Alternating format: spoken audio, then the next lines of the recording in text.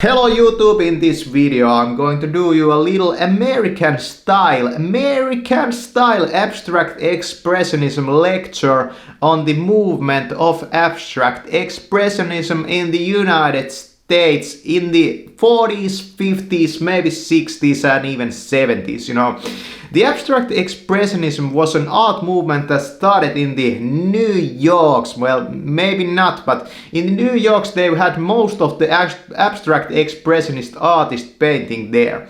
And the abstract expressionism is really interesting art movement in a sense that there was this Russian artist that did some abstract art pieces like prior to that. It was in the between of like World War I and World War II, and he did the black square, white background, black square in the middle. Visionary stuff, never seen before.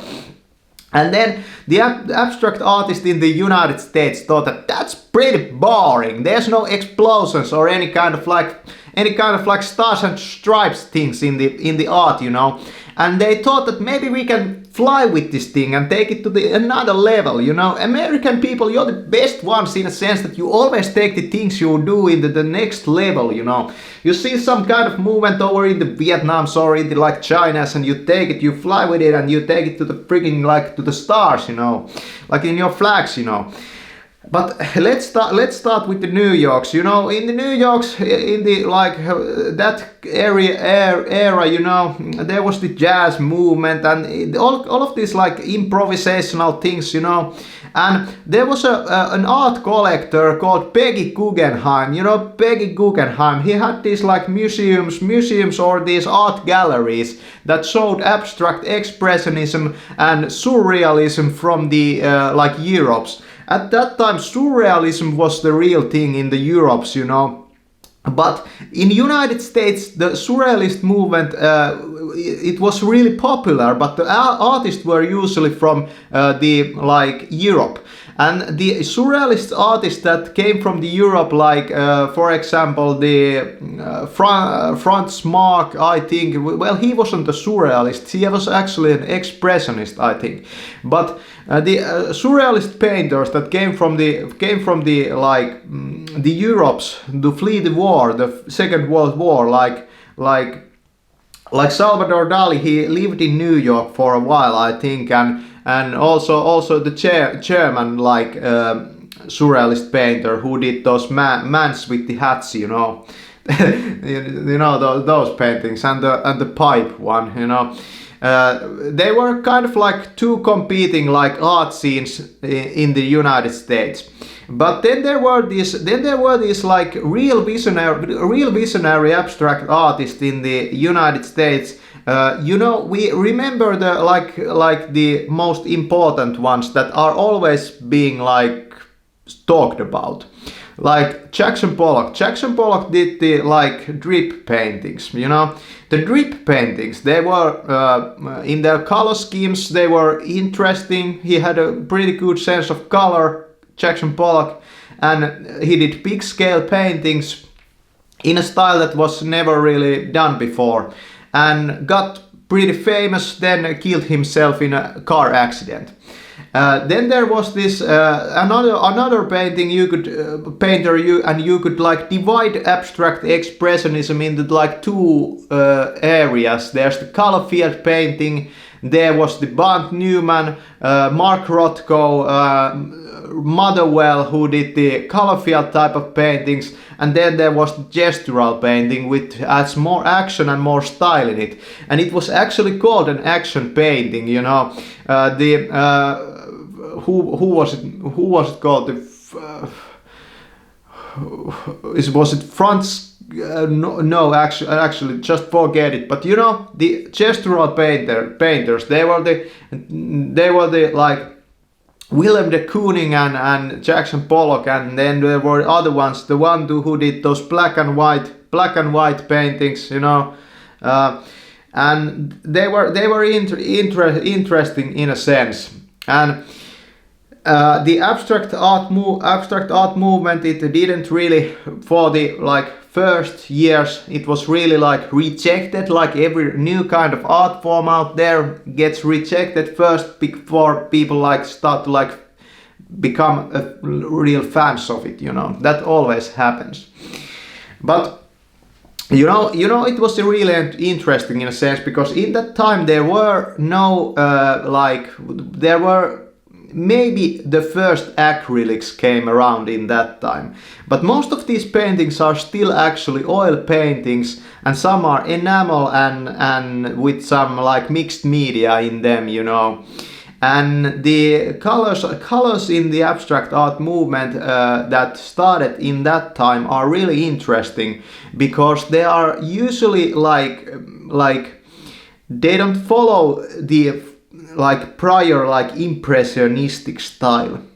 In abstract art they like opened up the color, you know. You couldn't really do like a, you know, like a nature painting in these colors, you know. You can't do a nature painting in these colors, you know, or these are closer to nature, but you can do that kind of painting. You can't do it in those colors, you know. But abstract expressionism, it really opened up the colors, and there were like strong like colorists among the abstract expressionists, like American painters. But in a sense they still were kind of fumbling around with it, you know. There was a painter Arshad Gorky, who did also more of the gestural type of painting, and his paintings are really like weird in a sense, that they like evoke like strong emotions, but are in a sense like not that strong in the color type of things, you know. And that's really interesting also. So the abstract expressionist movement, they had some like backers, and they had some like art critics like Clement Greenberg like talked about these artists like the Pollock and the Kooning and these Bernd Newman and Robert Motherwell. He talked about the artists and in his critics and there I'm not really sure if like the installation type of art was yet around in the same way that it nowadays in the modern art, you know. And maybe this was the first steps into like modernism in a sense, because it opened up the possibility that you don't have to like anymore like make art that like depicts anything like out there, and it opened up the mind to the possibility that you can do like conceptual art. And you know, abstract art can be also conceptual or philosophical type of thing, you know.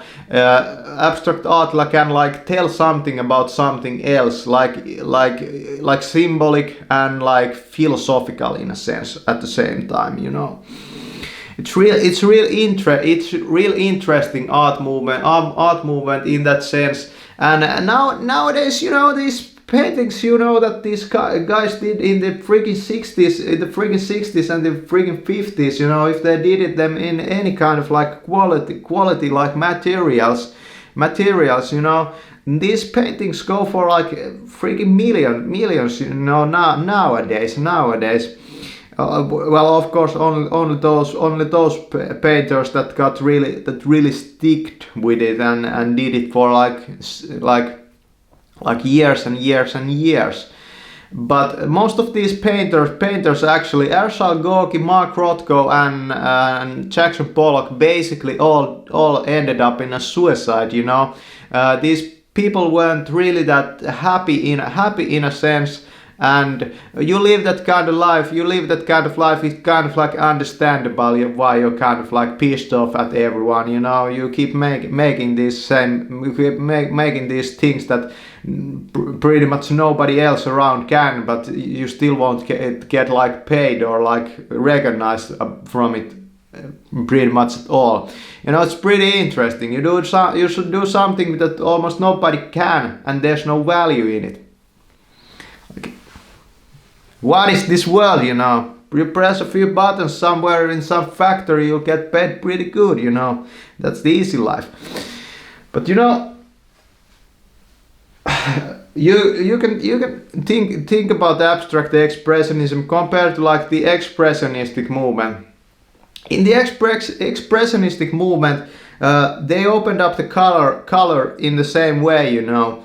And there was this Russian abstract expressionist painter who wrote the book, the art, what was it called? The Spirit of Art, or actually, the the one with the musical type of style, of a lot of whites, and who was the man even freaking called the Russian abstract expressionist painter. His paintings are really interesting also, and they evoke a lot of like emotion also, and that was probably the reason why abstract expressionism came around. You know, war is really like hard to like deal with like in a picture sense. Yeah, there were these like German painters that painted like war scenes, you know, like in the realism style, and they are pretty good, you know, but you know they don't evoke the freaking emotions of like the war era, you know, like later in the time in the Japan there was a movement called Gotai movement, which had this abstract artist also, but also another kind of artist, you know.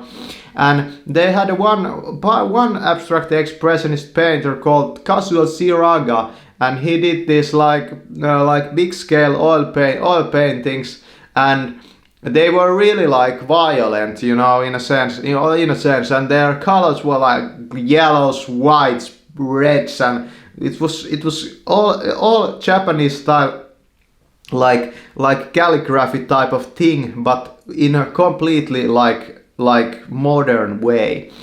It was really interesting. I think those paintings also go for like millions nowadays, but you know, it was interesting era, and I did a lot of like abstract paintings, and I can say that abstract painting has that kind of like quality when you don't have really anything to like aim for, you know. It's kind of like going to the freaking wilderness, you know. You have your like Colts and your freaking revolvers and your shotguns, and you go to the freaking wilderness, throw some like freaking cans over there and shoot them.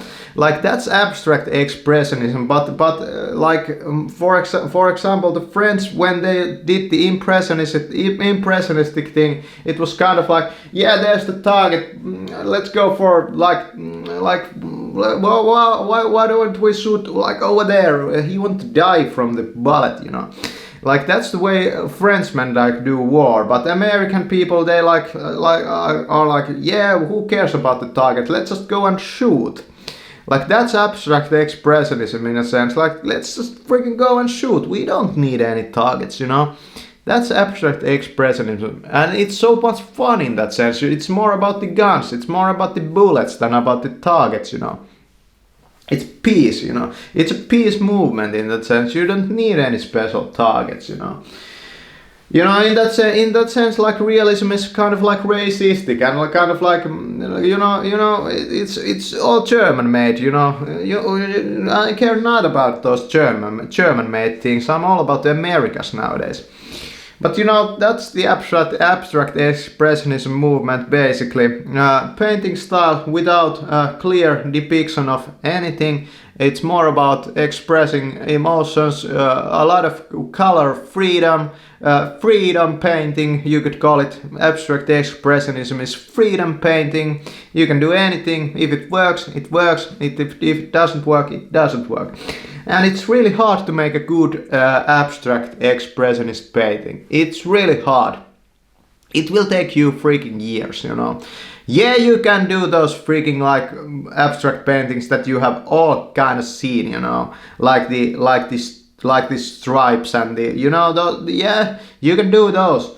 And I did a lot of like abstract expressionistic painting. Well, these ones over here, these are not the best examples. This is not really an abstract kind of painting at all, but but you know, I have some over here, and you can see in my other videos, and it's really hard to make a good abstract painting. You have to know a lot about like painting in many like terms. You have to know about painting in general.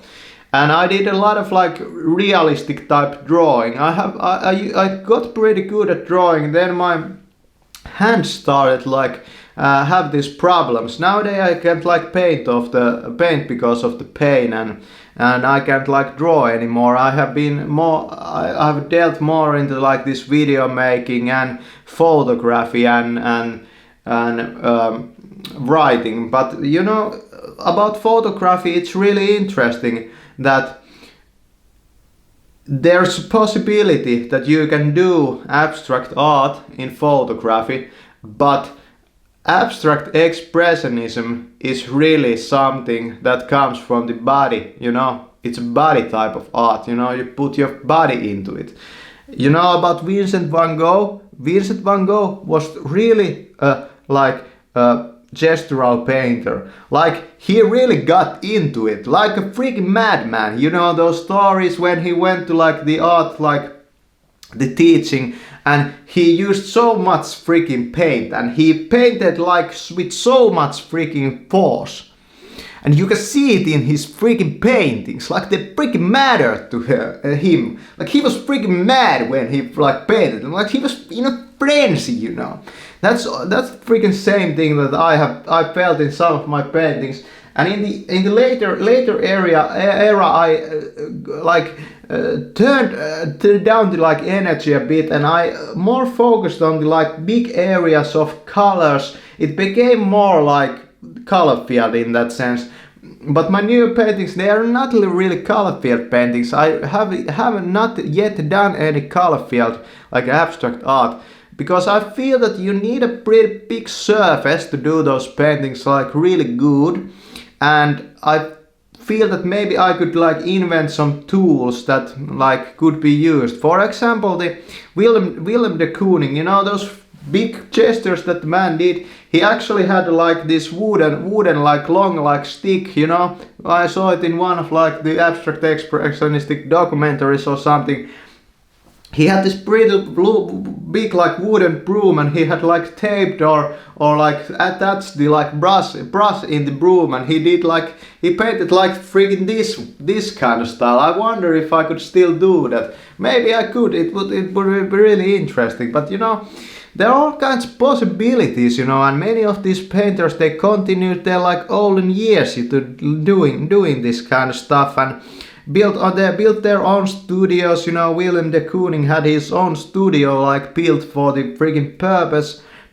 Well, he could also live there, but you know, really interesting stuff, really interesting people in a sense. But most of these guys like Mark Rothko and Willem de Kooning, complete alcoholics, and Rothko was also a freaking smoker, you know, and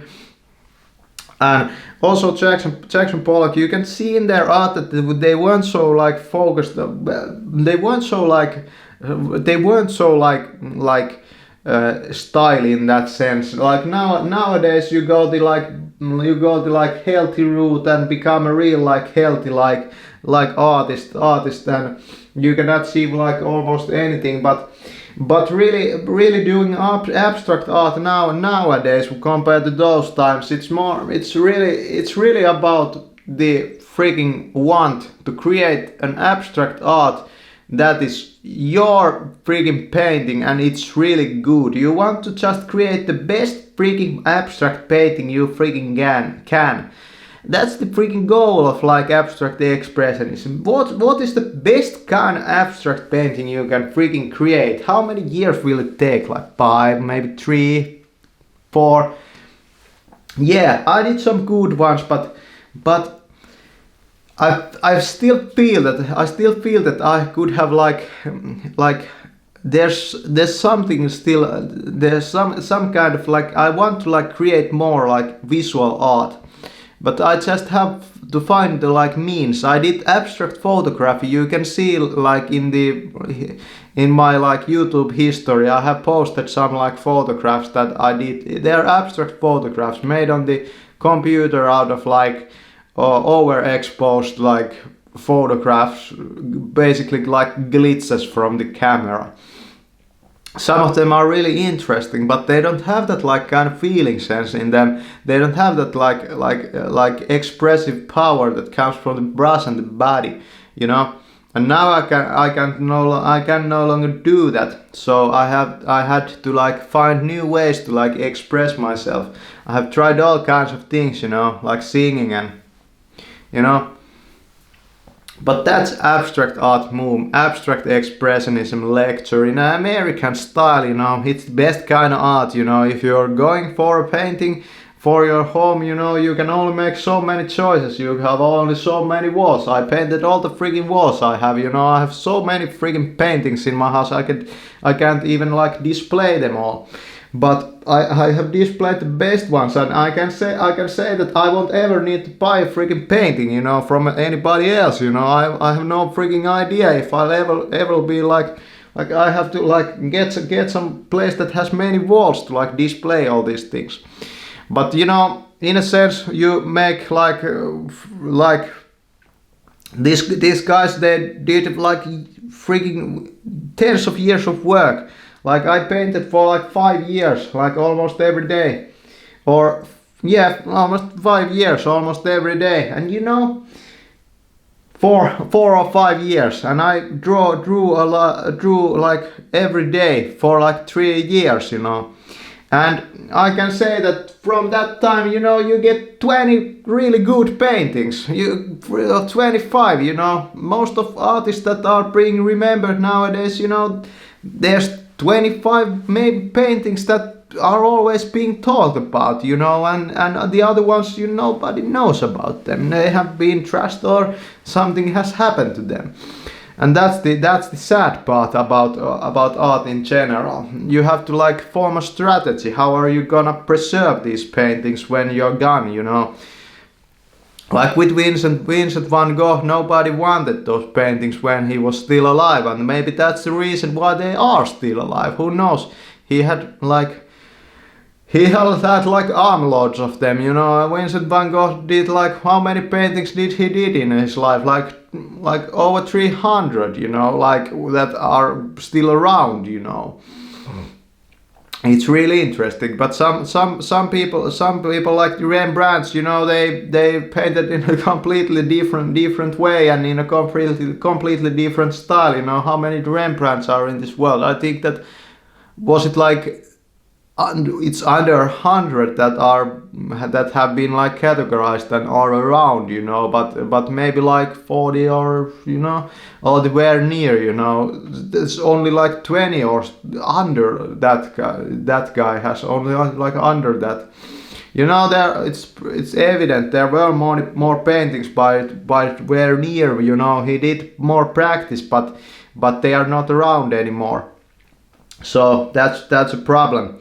That's a problem, you know. It's problem in general that it takes a bit of time and, you know, recognition that, you know, you practice anything in your life and you do it for like 10 years, then some like businessman comes around and he's like, yeah man, the man is actually pretty good. Like, holy shit, how did he get that good? Well, 10 years of practice, you know. Thanks for watching.